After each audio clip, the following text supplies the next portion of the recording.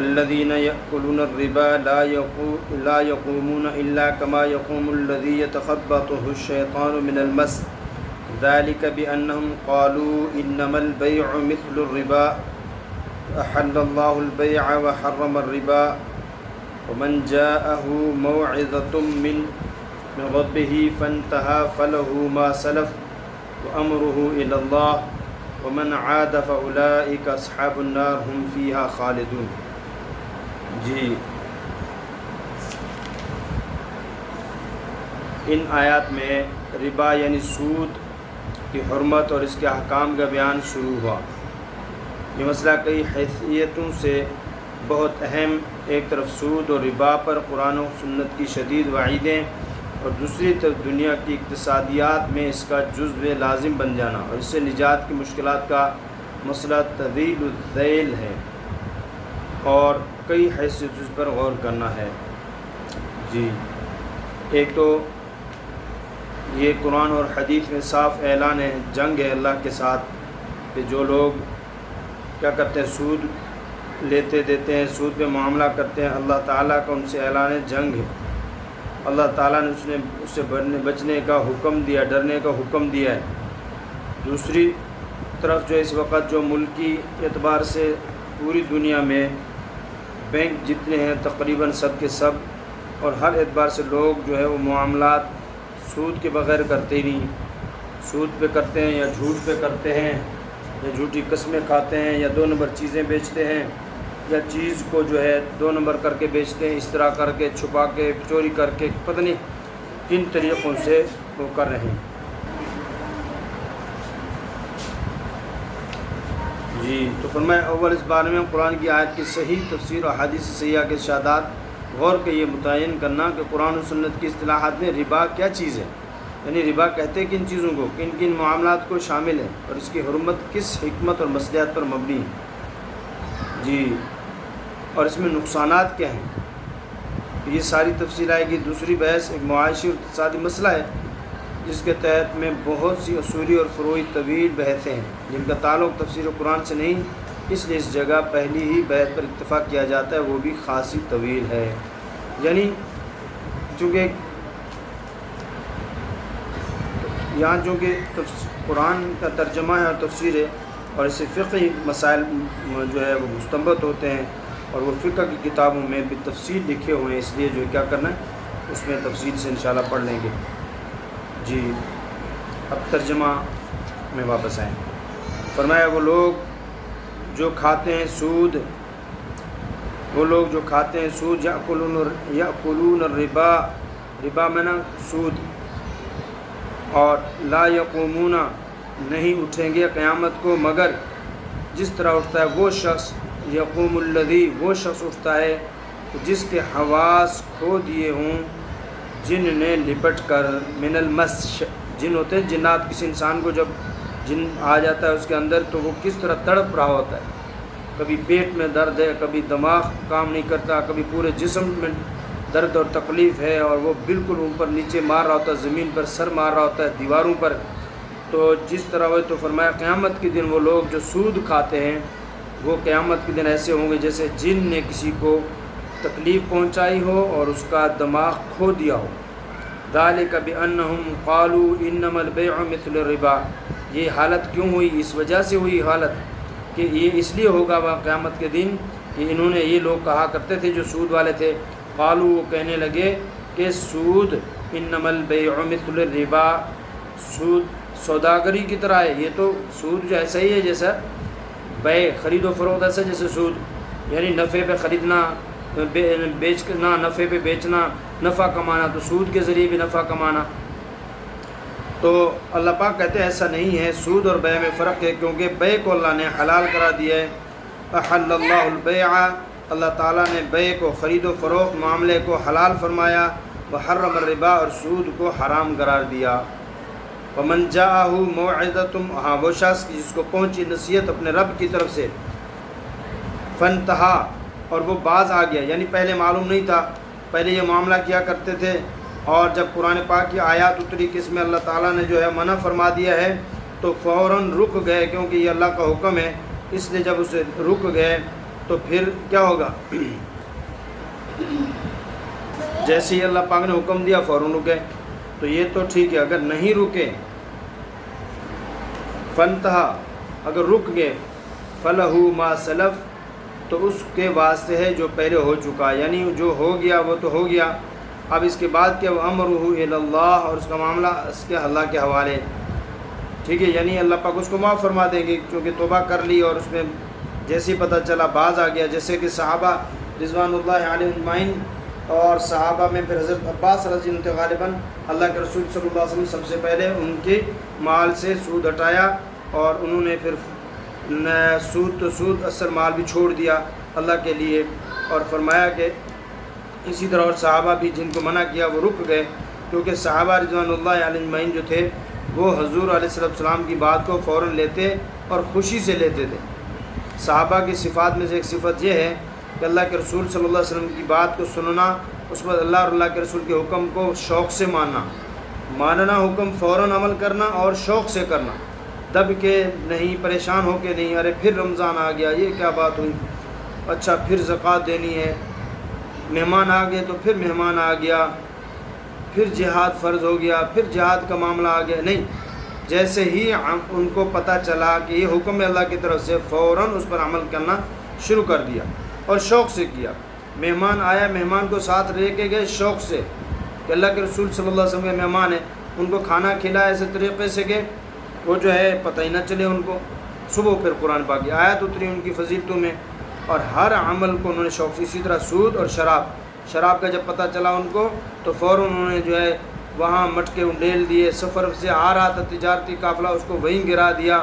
اور گلیوں میں جو نا پانی کی طرح بہہ رہی تھی، کیوں؟ ان کو پتہ تھا اللہ کے رسول نے منع فرمایا۔ اسی طرح یہ بھی ہے، تو کیا فرمایا؟ جنہوں نے اپنے رب سے نصیحت آنے کے بعد رک گیا جو، فَلَهُ مَا سَلَف، تو اس کے لیے کیا ہے؟ جو اللہ نے معاملہ اس کا اللہ کے حوالے، اگر دل سے توبہ کی ہوگی عند اللہ نافع ہوگی، ورنہ کل عدم ہوگی، تو یعنی اس میں جو ہے چھوڑ دیا جائے گا، توبہ کر لیں ہمیشہ کے لیے اللہ کے حوالے۔ وَمَنْ عَادَ فَأُولَٰئِكَ أَصْحَابُ النَّارِ، ہاں جنہوں نے دوبارہ پھر سود کا معاملہ کیا، دوبارہ وہ باز نہ آئے، تو پھر وہ ہوں گے جہنم والوں میں سے، یا وہ دوزخ والے ہوں گے۔ ہم فیہا خالدون، وہ اس میں ہمیشہ رہیں گے۔ یمحق اللہ الربا ویربی الصدقات، اب دکھنے میں تو یہ ہوتا ہے کہ سود میں ڈبل ہے، 1 روپے دیا 2، کل ایک بندے نے کہا جی مجھے لوگ کہتے ہیں پیسے دیں، آپ کو مہینے کا 10 سے 20 ہزار روپے دیں گے، فکس کر دیتے ہیں، پیسے دینے کے بعد فکس کر دیتے ہیں، تو فکس کر دینا، یعنی اتنے پیسے دے اور اس کے بعد فکس کر دے کہ کیا ہوگا 5,000 10,000 20,000، تو یہ سود ہے۔ اور ہم یہ سمجھتے ہیں کہ 1 کے 2 مل رہے ہیں، 2 کے 6 مل رہے ہیں، 10 مل رہے ہیں، اللہ کہتے ہیں نہیں، یہ جو سود ہے اللہ سود کو یمحق اللہ الربا، مٹاتا ہے اللہ سود کو، ویربی الصدقات، اور صدقہ بڑھاتا ہے، خیرات کو بڑھاتا ہے اللہ پاک، یعنی صدقہ کرنے میں، خیرات کرنے میں تو پیسے جاتے ہیں، اللہ کہتے ہیں نہیں اس میں برکت ہے، اللہ اس کو بڑھا دیتے ہیں، اور جو سود ہے اس میں لگتا ہے کہ بھئی پیسے ڈبل ہو رہے ہیں یا 3 گنا زیادہ ہو رہے ہیں، تو اس کو اللہ کہتے ہیں مٹا دیتا ہے سود کو۔ واللہ لا يحب كل كفار اثیم، اور اللہ پسند نہیں کرتے، خوش نہیں ہوتے نہ شکر گناہگار سے۔ ان الذين آمنوا وعملوا الصالحات واقاموا الصلاة وآتوا الزكاة لهم اجرهم عند ربهم، فرمایا اور بے شک وہ لوگ کہ جو ایمان لائے اور اچھے اعمال کیے، بھلے اعمال کیے، اور نماز کو قائم کیا اور زکوٰۃ ادا کی، لہم اجرہم، ان کا اجر ہے ان کے رب کے ہاں۔ جی بعض دفعہ اگر کوئی کام کرتے ہیں، اس کی جو بدلہ ہے، اس کی جو تنخواہ ہے یا اس کی مزدوری ہے، وہ منیجر دیتا ہے، وہ منیجروں کے ذریعے سے ملتی ہے، لیکن بعض دفعہ کیا ہوتا ہے کہ اتنا زیادہ کام کیا، خوش یا بہت زیادہ کیا کہتے ہیں، اس کا حساب کتاب خود مالک کریں گے، اس کا حساب کتاب خود مالک کریں گے۔ تو اسی طرح کہتے ہیں جو لوگ نیک ہوں گے، اچھے اعمال کریں گے، نماز پابندی سے پڑھیں گے، تو ایسے لوگوں کا اجر ان کے مالک یعنی اللہ کے پاس ہے۔ ولا خوف علیہم، اور ان پر کوئی خوف نہیں ہوگا، ولا هم يحزنون، اور نہ ہی وہ غمگین ہوں گے۔ یا ایھا الذین آمنوا اتقوا اللہ وَذَرُوا مَا بَقِيَ مِنَ الرِّبَا إِن كُنتُم مُؤْمِنِينَ، اور فرمایا اے ایمان والو ڈرو اللہ سے اور چھوڑ دو جو کچھ باقی رہ گیا ہے سود، یعنی کچھ تو اس طرح دے دو پیچھے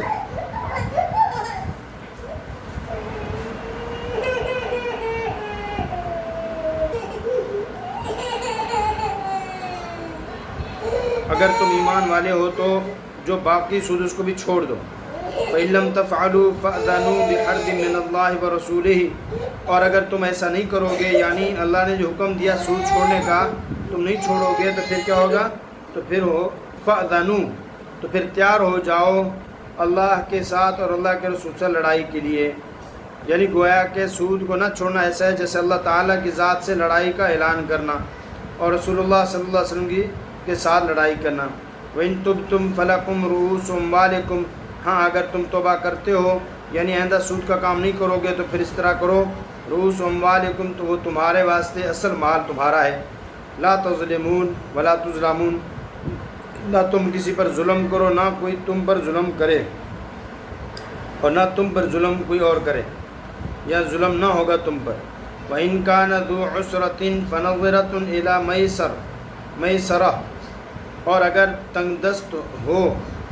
تو مہلت دینی چاہیے، اور اگر ہے تنگ دست یعنی جس سے آپ نے لینے ہیں وہ تنگ دست ہے تو اس کے لیے کیا کرنا ہے؟ فَنَظِرَةٌ، مہلت دینا ہے، إِلَى مَيْسَرَةٍ، اس کے مالدار ہونے تک، یا کچھ رزق جو ہے مالی اعتبار سے اچھا ہونے تک اس کو کیا کرنا ہے؟ مہلت دینا ہے۔ وَإِن تَصَدَّقُوا خَيْرٌ لَكُمْ، اور اگر تم بخش دو تو بہت بہتر ہے تمہارے لیے، یعنی اس نہیں دے سکتا، غریب ہے تو اس کو کیا کرنا؟ اس کو چھوڑ دینا، بھائی چلو میں نے معاف کر دیا، اگر تم جانتے ہو، یعنی اگر تم اس بات کو جانتے ہو کہ تمہارے لیے بہت بڑا اجر ہے، اس کی کوئی اہمیت ہے تمہارے دلوں میں، تو پھر کیا کرو؟ تم چھوڑ دو، اور اگر تم چھوڑ دیتے ہو، تصدقوا، چھوڑ دیتے ہو، بخش دیتے ہو، یہ تمہارے لیے بہتر ہے اگر تم اس کی فضیلت کو سمجھو۔ واتقوا یوما ترجعون فیہ الی اللہ، اور فرمایا کہ ڈرتے رہو اس دن سے، ترجعون فیہ الی اللہ، جس دن تم نے لوٹ کر جانا ہے اللہ کی طرف۔ ہاں یعنی اس چیز کا بدلہ حساب کتاب ہونا ہے، اگر صحیح زندگی گزار کے جاؤ گے، اللہ کے دیے ہوئے حکم، اللہ تعالیٰ کے دیے ہوئے حکم کو سمجھتے ہو اور اس کو مان لیتے ہو، تو پھر یہ کیا ہے؟ یہ تمہارے لیے زیادہ بہتر ہے، اور جو نہیں مانتے تو اس کا نقصان ہے۔ اس میں کیا ہے؟ پھر وہ دن ہے جس دن تم نے اللہ کے پاس جانا ہے، اچھے اور بھلے اور برے کا تمہیں حساب دینا ہے، تو کیا کرو؟ ڈرو اس دن سے، یعنی خیر کے کام کرو اس دن کے لیے جس دن تم نے جا کر اپنے اللہ سے ملنا ہے۔ ثم توفی کل نفس ما کسبت وہم لا یظلمون، پھر وہاں ہر نفس کو، یعنی جس نے جو کیا ہے ہر شخص کو،